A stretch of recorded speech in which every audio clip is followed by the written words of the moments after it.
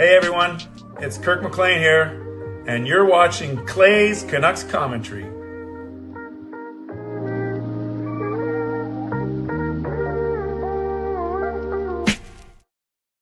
Hey Canucks fans, welcome to Clay's Canucks Commentary Live, presented to you by Van City Experts Real Estate. I'm your host, Clay Emo Canuck Clay, and this is my Canucks take, all in one take for Monday night, November the 17th. If you're new, here's what you should do.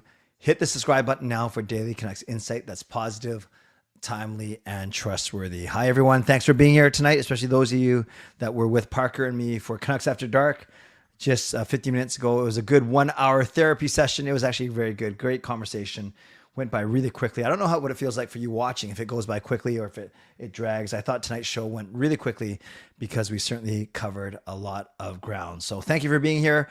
I originally said that tonight was going to be an open house, but because it's a game night and because we actually didn't break down the game that much on Canucks After Dark, I'm going to do that tonight and save the open house for tomorrow. So tonight might only go for about 45, 50 minutes because I did Canucks After Dark. And then tomorrow we will do a full-fledged open house as part of my Tuesday night show. Moderators, do what you need to do to keep this a safe and respectful place. Members, as Legends, Hall of Fame, and franchise members, thanks for your support. And to everyone else, no matter where you're watching from, whether my beautiful neighborhood of Steveston and Richmond, in the city, Lower Mainland, province, country, continent, around the world, thank you for being here. You know that I know that you could be doing anything else, watching anyone else, getting ready for work, school, or bed, all three. But the fact that you're here with me, know how much I always appreciate you, how much I never, ever take you for granted. Thank you for making me your late night stop for Canucks content. This is how you get involved tonight. Subscribe to the channel, get active in the chat session, get notified of my videos. You can like the video, like the fact that we're together, like the fact that I launched my morning show. More on that in a couple of minutes. I like the fact that despite the Canucks loss, Hughes had another 3 assists. PD had another 2 goals. And that's about the only good parts of the Canucks game. We'll talk about that in a second. I like the fact that we continue to build a great community here on YouTube. You can leave a donation, be the first to get the donation train out of the station. You can gift a membership, buy your own membership, upgrade your membership, use your monthly membership message. And if you're listening on a podcast platform, you can rate and review. So I want to tell you about this morning. So before we get into the Canucks game, because I know I don't think I overshare with you guys, but you guys know that I do like to bring you into my decision making. I do like to, as much as I can when it's appropriate, share with you my thought process when it comes to certain things.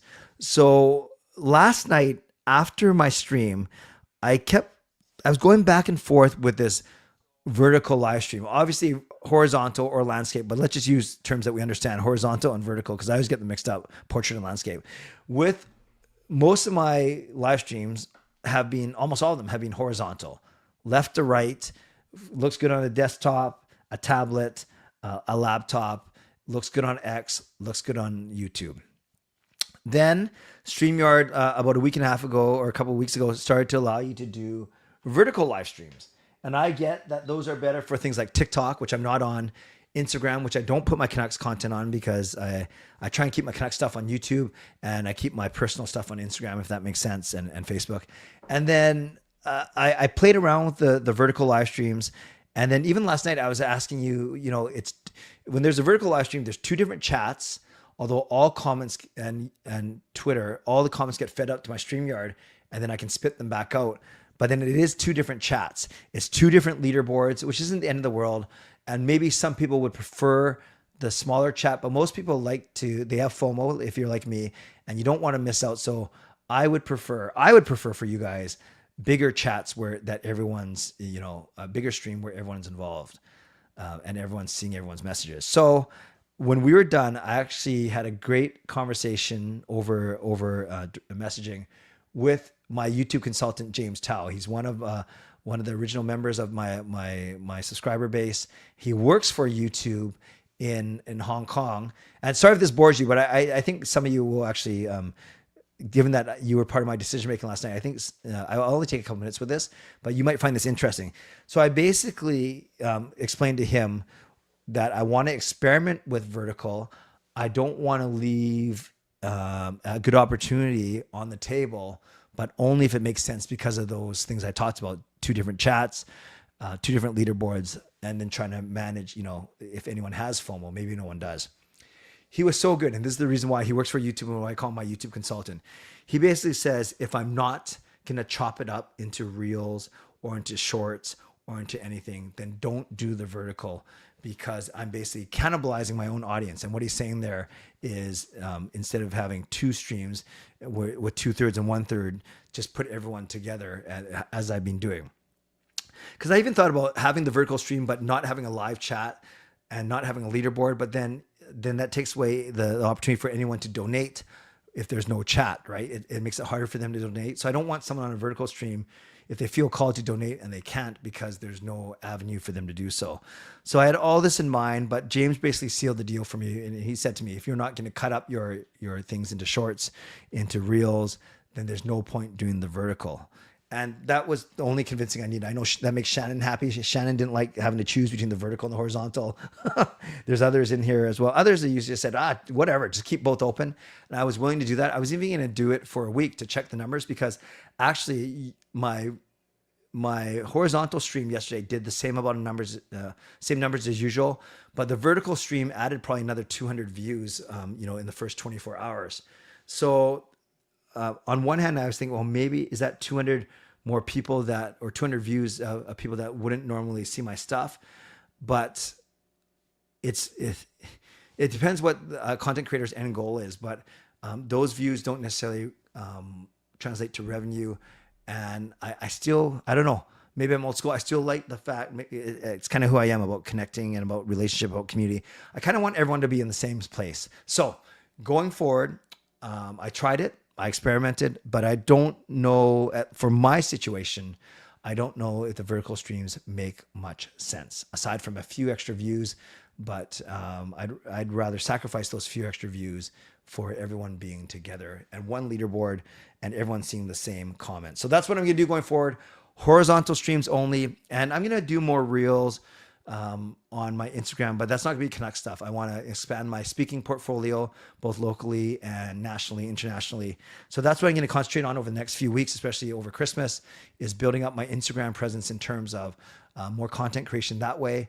But that's faith and family content, not Canucks content. So thank you for coming to my TED Talk.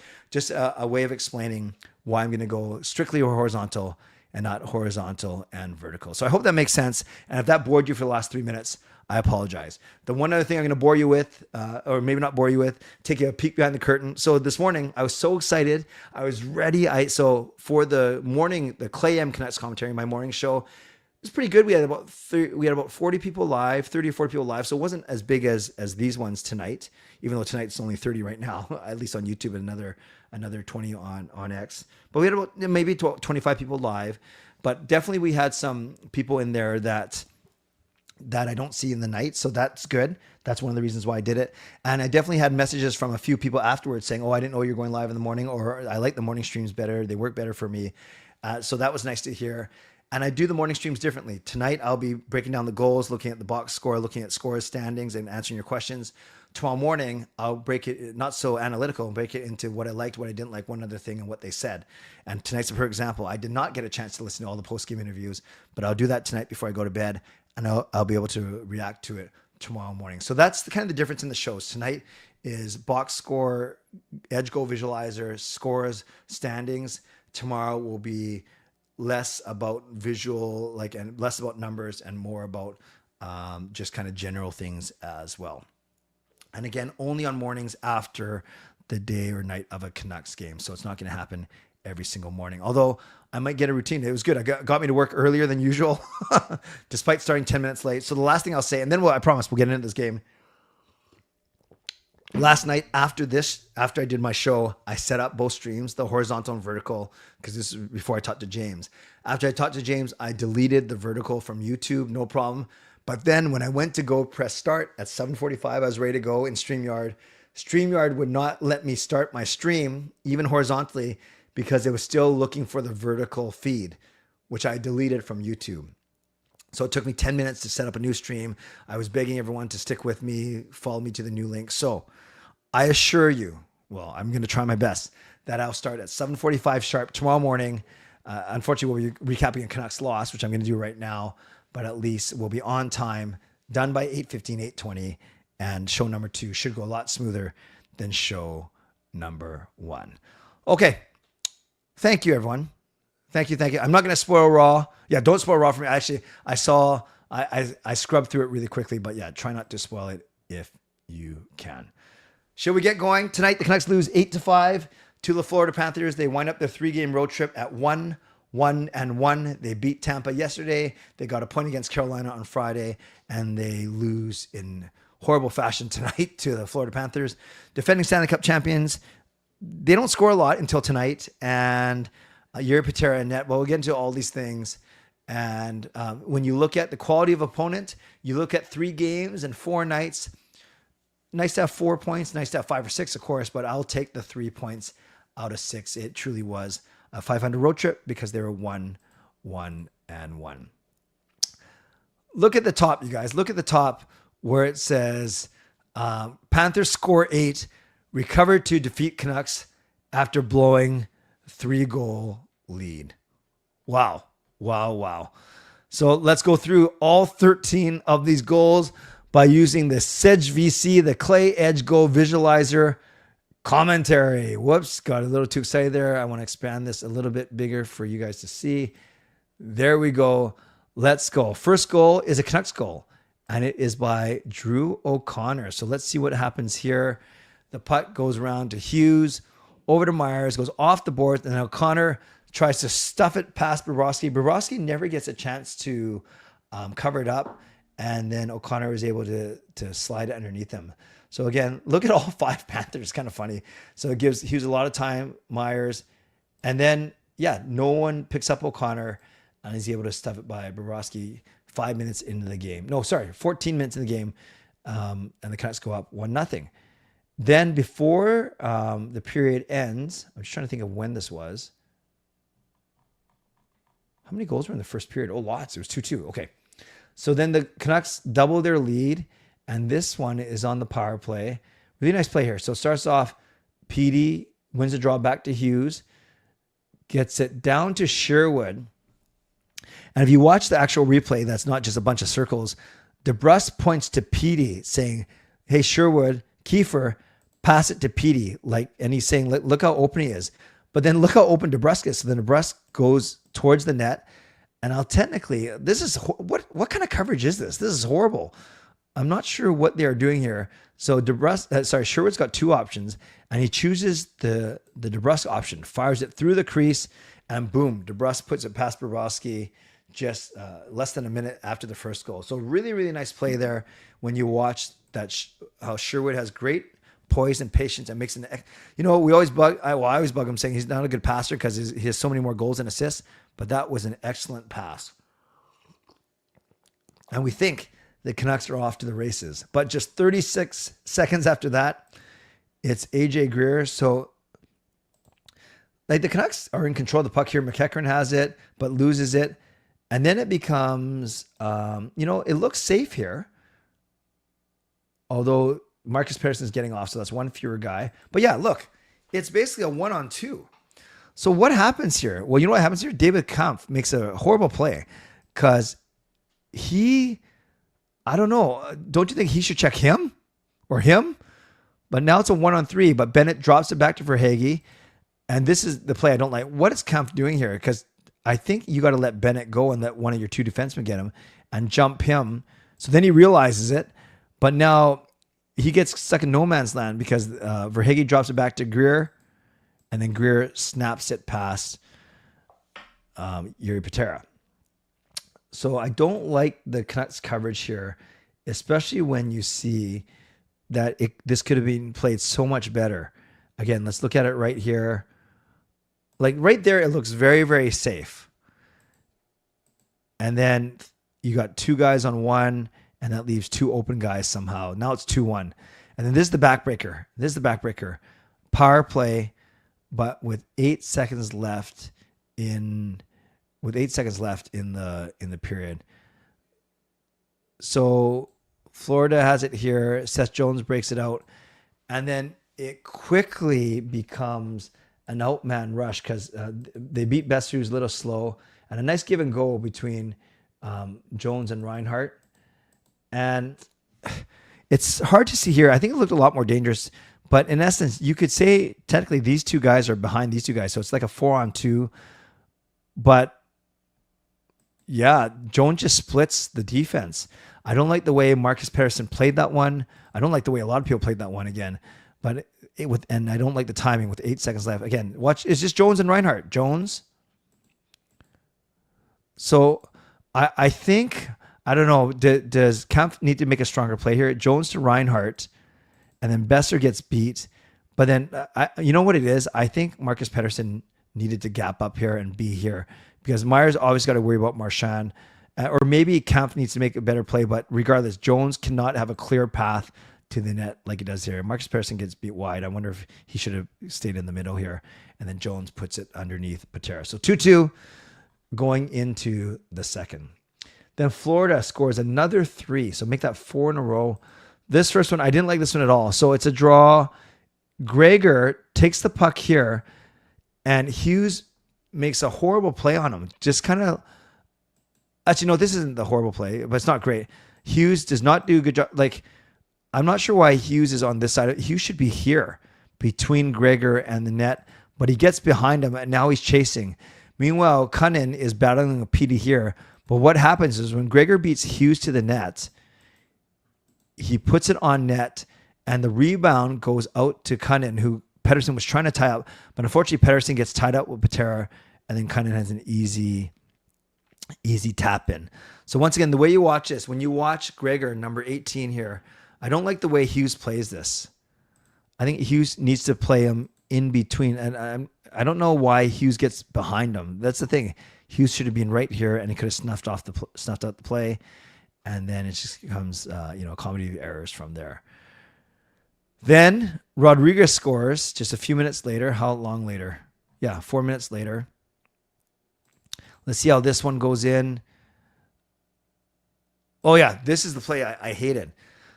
Kampf did not have a good game. So you got Myers, Marcus Pettersson, and Kampf. Kampf does not need to be there. Kampf needs to be out here, obviously, because he's not even the first man. He's got to trust that Pettersson's going to block him. Reinhart makes a beautiful pass. But look, 3, and it gets through Pettersson and Kampf. And it goes straight to Rodriguez, and Patera has no chance. Should Patera have been on the short side instead of the going over to the right, is the far side? Maybe. So let's just see how that happens again. The puck gets pushed behind the net right here. Yeah, I think Kampf's got to back off there. And then it's one of those plays where I guess Patera does got to respect Reinhart on this side, but Reinhart makes a beautiful pass back against the grain. Now it's 4-2 for Florida. And then this Lundell shot. Yeah, I would say this one, I'm trying to remember this one now. Well, it's Ekblad to Marchand, and then Marchand to Lundell. It's just the one that goes, yeah, it doesn't go off a DPD stick, but I think this is the one Patera needs to have. He's too deep in his net, doesn't cut down enough of the angle. It's almost a harmless shot. Not the best coverage by the Canucks. Let's see what happens here. So Myers goes to take Marchand, and then... Yeah, gosh. It looks like Ratu and Carlson take the same guy. And then DPD is a little slow to recover. But yeah, from there, I think Patera's got to make that save. So now it's 5-2 Florida. Cue the Canucks comeback. This goal is beautiful. Sherwood up to up to Hughes. Nice play.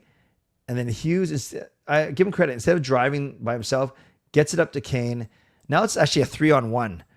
Ekblad goes over. I thought at first it was a saucer pass, but no, it went under Ekblad. And then PD makes no mistake putting it over the outstretched Bobrovsky. Really like the way this played, how it developed. So Sherwood finds Hughes in the seam, gets up to Kane, and by Hughes going to the net, it actually took Forsling out of the play as well. And Kane's passes are like feast or famine, right? Sometimes he passes it well, but to the other team. And that was a really, really good pass. He actually has another assist later in the game. So now it's 5-3. PD scores a second. This one is beautiful. PD to Villander to Sherwood. Stays on side. And then PD roofs it from in tight over Bobrovsky left shoulder. So short side. This was a beautiful goal. This could have been offside. It was very close, as you'll see. It's hard to tell when there are a bunch of circles, but right, yeah, that looks pretty close, but no, it was fine. And then I like the way that PD finds the seam. Sherwood gets a pass. So another great pass by Sherwood, actually. That's 2 really good passes. Now it's 5-4, and we're all screaming in the emo household. And then 2 minutes later, on a power play, this was close to offside as well. Hughes is not going to assist, but he starts the play. There's Sasson over to Kane. That's very close too. And then no one picks up Hronek. Kane, really good pass. Actually, it was Kane's a touch pass to Sasson, who gets it across to Hronek. And now it's 5-5. And we are going absolutely nuts in the emo household, cheering, laughing, screaming, until just 50 seconds later, Sam Bennett puts the Panthers ahead to stay. Good shot, pass from Patera. Good save by Patera up here. Goes up to Mikkola, who shoots it. And then right there, Bennett with a good stick. I think Verlander had decent positioning, but Bennett had a good deflection. And that one goes past Jiri Patera. Then the backbreaker or the insurance goal, Seth Jones on the power play. So it gets back to him. And he basically goes Verhaeghe to Reinhart to Jones in the slot. And then he beats Patera. And then empty netter, scramble play off the face-off. Kane tries to push the puck back, but doesn't get enough on it. You'll see it right there. And then Kane's man, Marchand, scores from his own face-off dot. Final score, 8-5. Let's look at some of these stats now, and then I'll get to some of your comments for sure. Oh, my light went out. What happened here? Did it go out just when I guess I didn't look up for the past 10 minutes. So shots, brutal. 11-5, 16-4, 14-6, 41-15. Oh, it went out again. Is this not?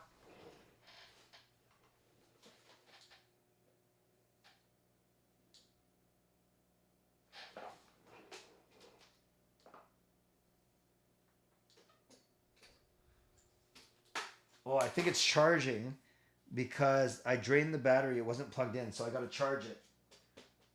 We'll make it work without a backlight. Not the end of the world until it charges. So we get outshot 41-15. We won in the faceoff dot. Both power plays went 1/3, 2 for 6. Penalty minutes were equal. They had more hits than us. They had more block shots, although I thought we were leading that for the early part of the game.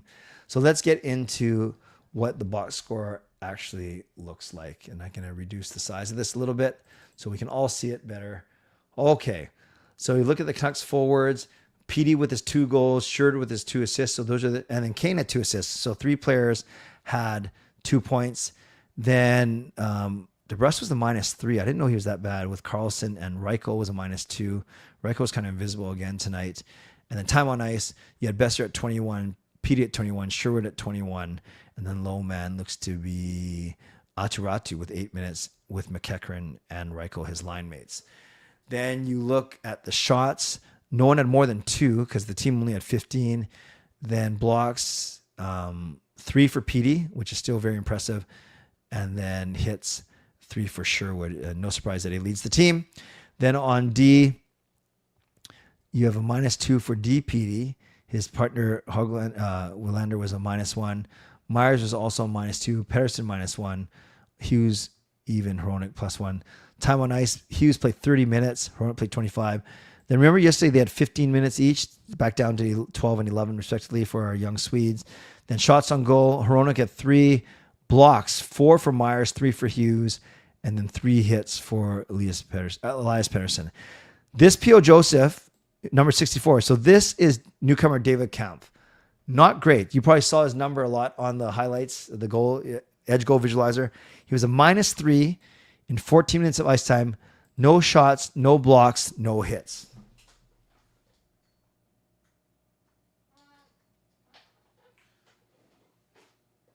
So we understand, we appreciate that this was his first game.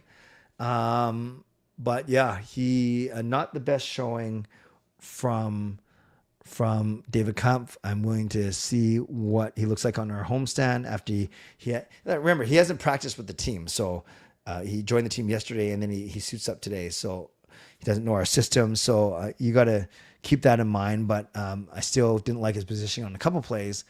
and the -3 with none of these hustle stats. No shots, no blocks, no hits. We will see what happens. Patera. So this is interesting. One of them was empty netter. So he allows 7 goals on 40 shots. So he makes 33 saves, 825 save percentage. So maybe I'm going to put this in the poll question right now, and then I'll finish my analysis and we'll go to you. What are your thoughts on Jiri Patera's game? And then I'll give you options. Average team didn't help him at all. Needs to make a few more saves.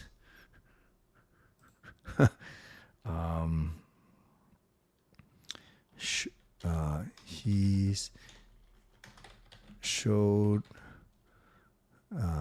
not surprised. He's an AHL goalie. So some of these kind of overlap. He was fine. He was better than expected. So vote in there. I'm just curious to see what you think. I have a kind of like a whole gamut of options there. What were your thoughts on Patera's game? Team didn't help him. Needs to make a few more saves. Not surprised. He's an HL goalie, or he was better than you expected. So some of those do overlap. Let's quickly look at the scores from the rest of the league. We had the Hurricanes continuing their hot streak. Oilers lost, which is good for us. Bad for my hockey pool. Canucks lost. Kings lost. Blue Jackets beat the Canadiens, and the Ducks win. So the Ducks get points, but the Canucks, Oilers, and Kings all lose. We go to the standings, and we look at our division, our not so great division. And despite the loss, we're not out of it because we're still, it's crazy. We're 5 points out of first, although we played the most games, but we're still only 1 or 2 wins behind like the majority of the pack. So it's early. We got to say, but technically the Canucks are now past the 1/4 mark of their season, and they're under 500 once again because they're basically 9 and 10, right? You don't count the 2 for 500. So the Canucks got to get moving for sure. But at least their division isn't crazy. So they put 2 or 3 wins together, and they'll be back in the mix for sure. I want to show you the stats real quick, and I want to show you Quinn Hughes has, in his last 3 games, has 3 assists, 4 assists, 3 assists. So look at this. He has now shot up to second place in defenseman scoring. He's played 2 fewer games than Morrissey, and he's only 5 behind McCarr, and he's played 3 fewer games. So he's pretty much even on points per game basis. He's actually ahead of Gostisbehere now. So he's second in points, and he's second in points per game. Going to be hard to unseat Cale Makar, though, given that Colorado is going to be a playoff team, and the Canucks likely won't be. And then you look at the Canucks overall, and the one thing I do want to point out is Elias Pettersson. Elias Pettersson has 4 straight 2-point games. So he's 1 behind Hughes. Granted, his points per game is a bit lower because he hasn't missed any games. But still, he's now on pace for 75 points or whatever it is. What's 19 divided by 21 times 82? Presuming he plays all 82 games. Yeah, Petey's on pace for 74 points, which is good. Is what a lot of people put him at. And then Sherwood still doing really well. Then Besser, and then Garland. Garland's actually quietly missed 4 games already. So that's when you notice, because then look, 21, 21, 21, 21, 20. So Garland has missed 4. Hughes has missed 5. Besser has missed 2. So there's a quick look at everything. Thank you for sitting all through that. I won't do any of that tomorrow morning. Oh, good. It does work. So tomorrow morning won't be any of the box score, any of the visualizer. It'll be more what I liked, what I didn't like, and one other thing. So I'm happy to get to all of your comments and questions.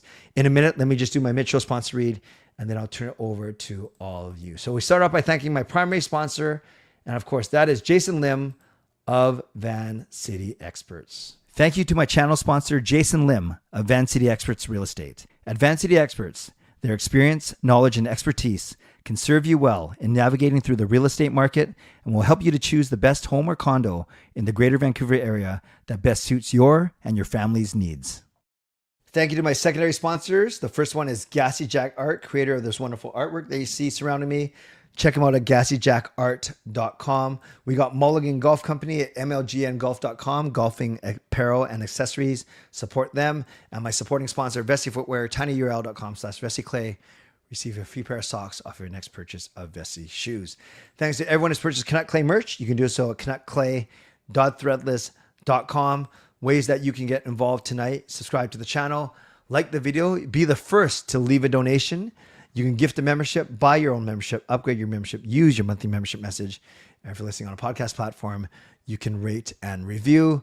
Right now, leading the fictional leaderboard is Fangirl with 350, Gerald with 150, and then a bunch of people with 75 points. So the leaderboard is up for grabs if that is your thing. Shows this week. This looks a little messy because I put everything in there now. So tomorrow morning at 7:45 will be Clay M Canucks commentary. Clay in the AM, Clay M, but it's just abbreviated as Clay M there. So Clay M tomorrow morning at 7:45. Then I will do an open house at 11 o'clock tomorrow night. CCC Wednesday, CCC Thursday, which will be a post game, and then that means a Clay M Friday morning at 7:30. Still figuring out if I'm going to do the Clay M's on the Saturday and Sunday mornings, meaning if there's a game Friday night or Saturday night. I think I will, but I don't think it'll be as early as 7:45. I might kind of bump it to like a 9 a.m. type stream, but we will see, depending on how things go. All right, so let's get into your questions. I'll start with this one. Because it's such a deep question. Do you wish I had a personality? Yes, all the time. I wish that I was engaging and a good host, and I wish that I had genuine relationships in my life, because I don't have any. So that was a little bit sarcastic. I don't know if you're being sarcastic or serious, but yeah, thank you for the very deep and cutting question, Melatonin Dreams. What do we got here? What do we got in terms of questions? Have you ever seen the Sedins play? They were dominant. Oh, you must be talking about someone else. You must be asking someone else. Guys, I want to go to the game on 12/27 versus Sharks. Why are these tickets so expensive? Okay, so that's a really good question. What the Canucks do is, actually, Park and I were talking about this on Canucks After Dark. Aside from like Edmonton, Toronto, Montreal, the obvious ones, they actually do their ticket pricing. It's not always on based on opponent. It's based on time of the year. So the games against San Jose on the 27th, the game against Philadelphia on the 30th, those are expensive because they're very close to Christmas and New Year's holiday time, as opposed to a Dallas game where Dallas is a much better opponent than San Jose or Philadelphia, yet the tickets are so much cheaper. So that's why. You could probably find cheap. Do I have my Sharks ticket still? By the way, anyone wants access to Canucks tickets, you can always email me at canuckclay@gmail.com. Again, that's canuckclay@gmail.com. And no, I do not have my Sharks tickets anymore. Otherwise, I could offer to get you a better deal. But yeah, for anyone who wants access to Canucks tickets, email me canuckclay@gmail.com. We are allowed to go to the open house. Jeremiah, if you're asking about mine, yeah, it's open to anyone. That's why it's called open. It's open house, but I'm doing that tomorrow night.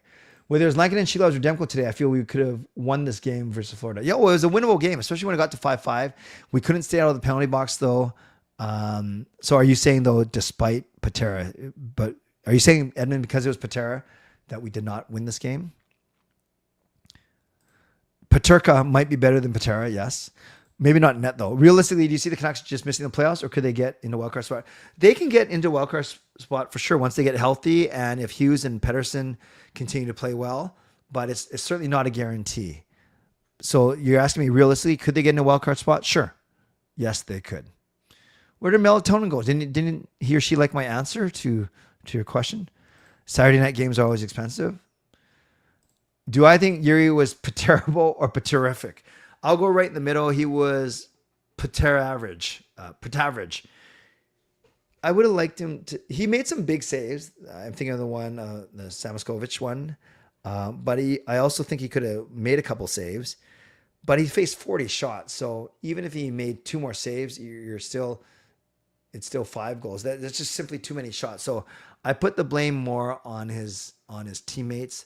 But yeah, I don't know about you. I don't feel as confident when he's in net. I think, well, you're kidding. No kidding, Sherlock.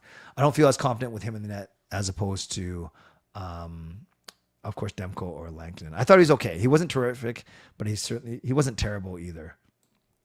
You're welcome for answering. Could we see the Canucks targeting another player on waivers or maybe a trade soon?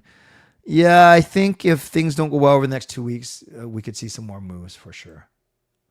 Would I ever sell my season tickets because of the lack of direction towards confidence? Yeah, Jack, I know you were at Canucks After Dark where Park and I were talking about this.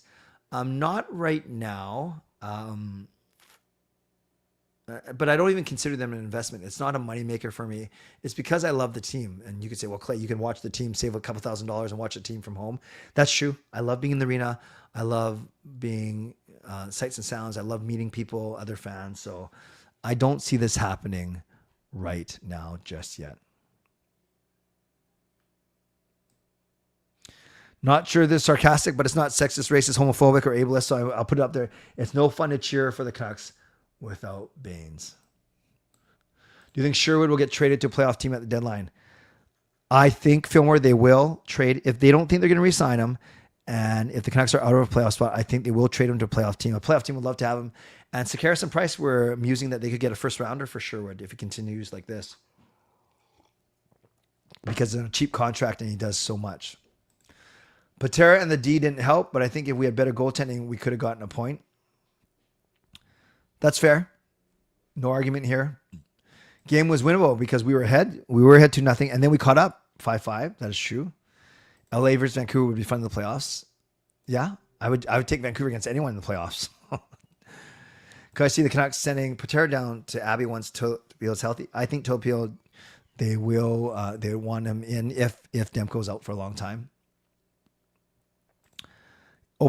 So my show tomorrow is 11 o'clock. I'll start bringing people in at around 11:05, 11:10. And yes, when I say, are we all together? It is one stream.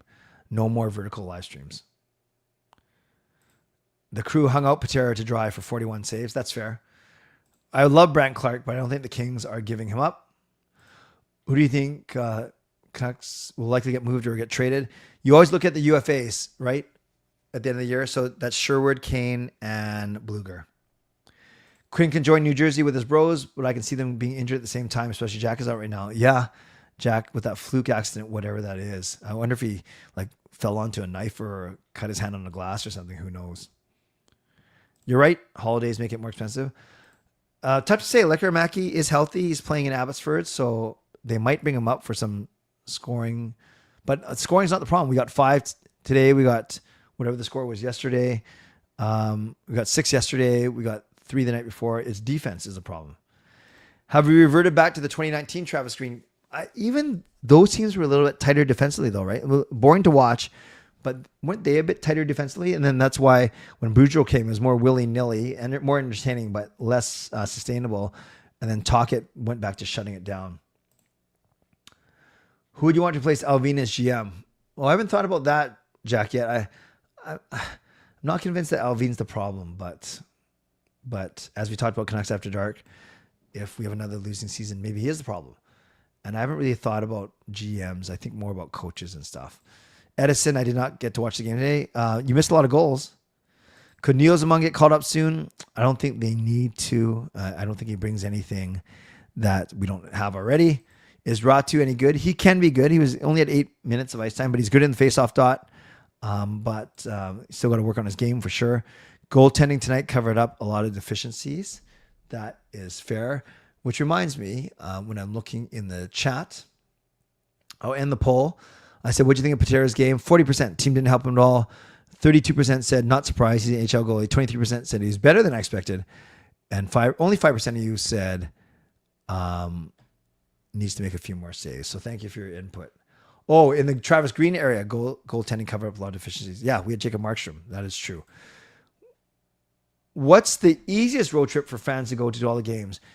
New York, New Jersey. Yeah, you're all within an hour. California road trip is cheaper. So it depends what you want. Do you want cheaper? Then it's California, same time zone. Do you want proximity? Then it's the New York, New Jersey for sure. Hope everything's okay, Edison. It depends where the tickets are. I can't read Korean, so I don't know what your name is, but Korean TV. So 97 USD. That is Korean, right? That'd be horrible if it's not Korean then. 97 USD, fair deal. I'm going to take my dad to his first Canucks game. It depends. Are those upper bowl or lower bowl? Are those upper bowl or lower bowl?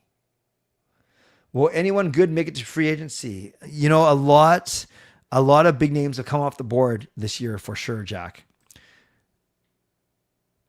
Yeah, so Jeremiah, no. Tomorrow's open house, I put the link in the chat tomorrow night, and then it's one-on-one. So it's not a Zoom. You actually come in through StreamYard, which is what I use.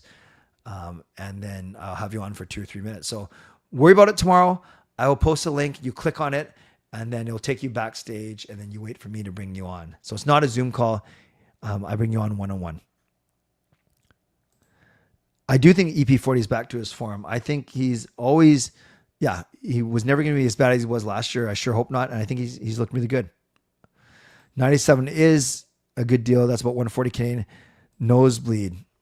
Yeah, if you're high up, I think you can do better than that.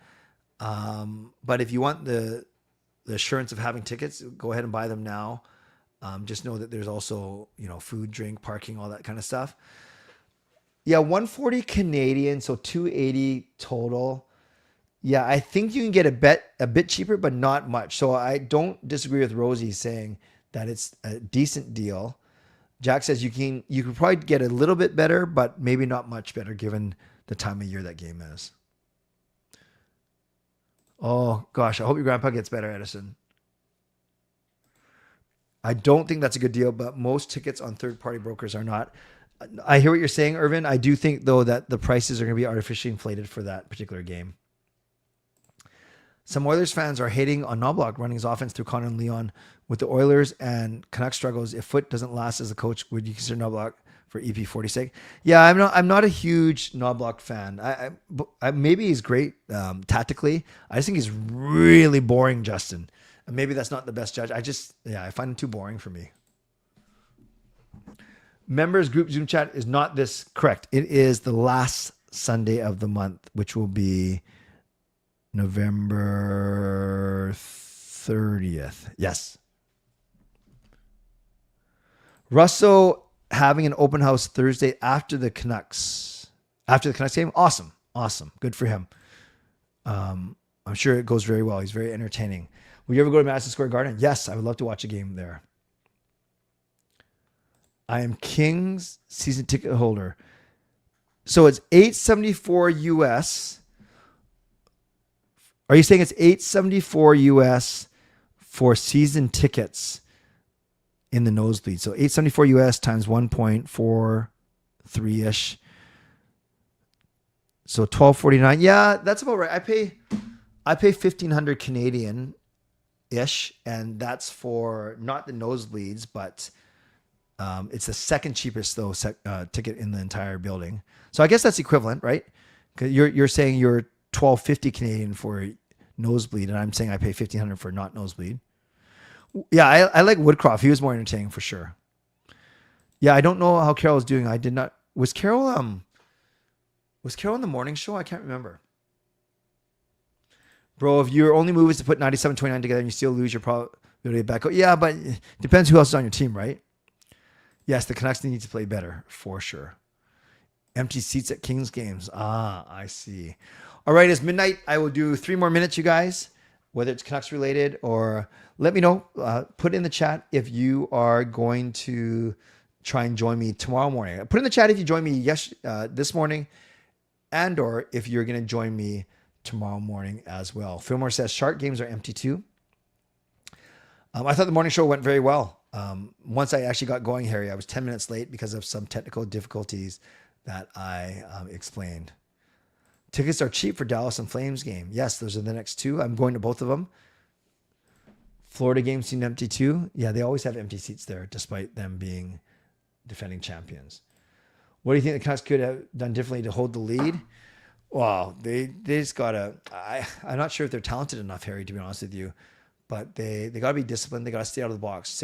Six opposing penalties. Power plays is way too much, especially when your penalty kill is not good. So that's one thing, and it's gotta be more creative in their attack, I think. Devils would be empty even when they win the cup. Crazy. I'll try 2 if I don't oversleep. No, don't apologize. No one says that you have to come to these things, fangirl. But yeah, it was a rarity that you missed, but it's also a completely different time. Kings game is very empty. Don't know how they're paying their players. Put the other team more on their heels. That would help. I agree. We might have a chance for Dallas. We always play them well. And Harley isn't. Yes. Too bad. I have Harley in 2 of my pools. I'm going to have to figure out what to do there. Hi, Mena. Dino and I will be joining in live tomorrow morning. Great. Would love to see you. What's your predictions against the Stars? I will wait until Wednesday night to make that prediction. Morning streams are not my fave, pretty early. Yeah, no, that's fine. No one says you have to come, you guys. You can always watch them on replay. That's the beautiful thing about YouTube. All right, friends, I'm going to wrap up here. Your last chance to leave a donation and take hold of this leaderboard. Otherwise, it'll be Fangirl's well-deserved win the good, honest way. Not that donating isn't honest, but I'll get to that in 2 seconds.